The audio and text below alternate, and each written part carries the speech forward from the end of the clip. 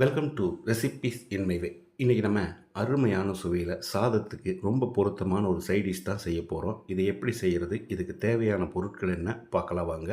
அரை கட்டு அளவுக்கு அரைக்கீரையை 1-2 நறுக்கி எடுத்து வச்சுருக்கேன். தண்டு கீரையை தவிர நீங்கள் வேறு எந்த கீரை வேணாலும் சேர்த்துக்கோங்க. நான் இந்த கீரையை இட்லி பாத்திரத்தில் வச்சு வேக வைக்க போகிறேன். நீங்கள் பாத்திரத்தில் வேக வைக்கிறதா இருந்தால் கொஞ்சமாக தண்ணி சேர்த்து வேக வச்சு எடுத்துக்கோங்க. கீரையை இந்த மாதிரி வேக வைக்கும்போது அதனோட சத்து முழுமையாக நம்மளுக்கு கிடைக்கும். ஒரு 10-12 நிமிஷம் வெந்தால் மட்டும் போதும். அதுக்கு பிறகு எடுத்துடலாம். 10 நிமிஷம் வேக வச்ச இந்த கீரையை ஒரு மிக்ஸி ஜாரில் எடுத்து போட்டுக்கலாம்.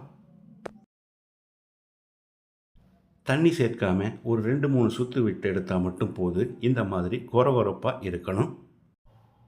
வாணலியில் 2 டேபிள் ஸ்பூன் எண்ணெய் ஊற்றிக்கலாம். 1 டீஸ்பூன் சீரகம், மீடியம் சைஸில் 2 பெரிய வெங்காயம் பொடியாக நறுக்கினது. வெங்காயம் நல்லா செவக்கிற அளவுக்கு வதக்கிடலாம். வெங்காயம் நல்லா வதங்கிடுச்சு. மீடியம் சைஸில் 2 தக்காளியை நறுக்கி வச்சுருக்கேன். இதை போட்டுக்கலாம். 1 டீஸ்பூன் உப்பு சேர்த்து தக்காளியை நல்லா வதக்கிடலாம்.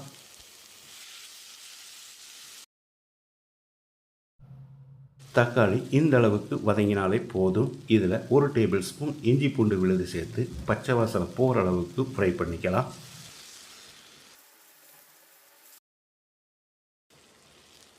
இஞ்சி பூண்டு விழுது பச்சை வாசனை போன பிறகு 2 டீஸ்பூன் மிளகாய்த்தூள்,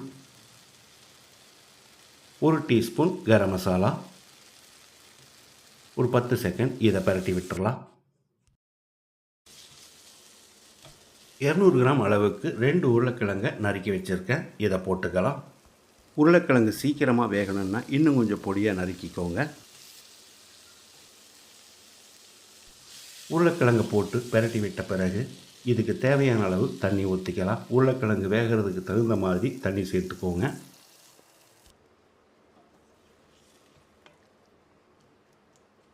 இப்போ உருளைக்கிழங்கு வேகட்டும், மூடி வச்சிடலாம். இடையில அடிக்கடி கலந்து விடணும்.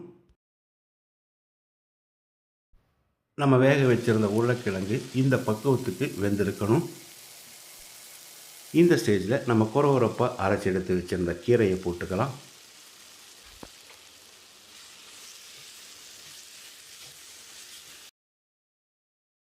கீரையை சேர்த்து கலந்து விட்ட பிறகு ஒரு 1/2 கப் அளவுக்கு தண்ணி ஊற்றிக்கலாம்.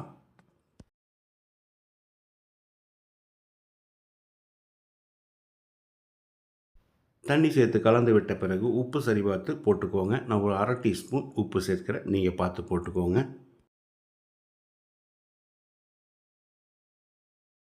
மிதமான தீயில் ஒரு 5 நிமிஷம் கொதிச்சா மட்டும் போதும். அதுக்கு பிறகு இறக்கிடலாம். இந்த கீரை மசாலா சாதத்தோட பிசைஞ்சு சாப்பிட்றதுக்கு ரொம்பவே பிரமாதமாக இருக்கும். ஆரோக்கியமான வகையில் நான் செஞ்சுருக்கிற இந்த அரைக்கீரை உருளைக்கிழங்கு மசாலாவை இதே மாதிரி இதே அளவுகளோடு நீங்கள் செய்து பாருங்கள். இந்த வீடியோ பிடிச்சிருந்தா லைக் பண்ணுங்கள், கமெண்ட் பண்ணுங்கள், ஷேர் பண்ணுங்கள். சப்ஸ்கிரைப் பண்ணாதவங்க சப்ஸ்கிரைப் பண்ணுங்கள். மறக்காமல் பெல் பட்டனை கிளிக் பண்ணுங்கள்.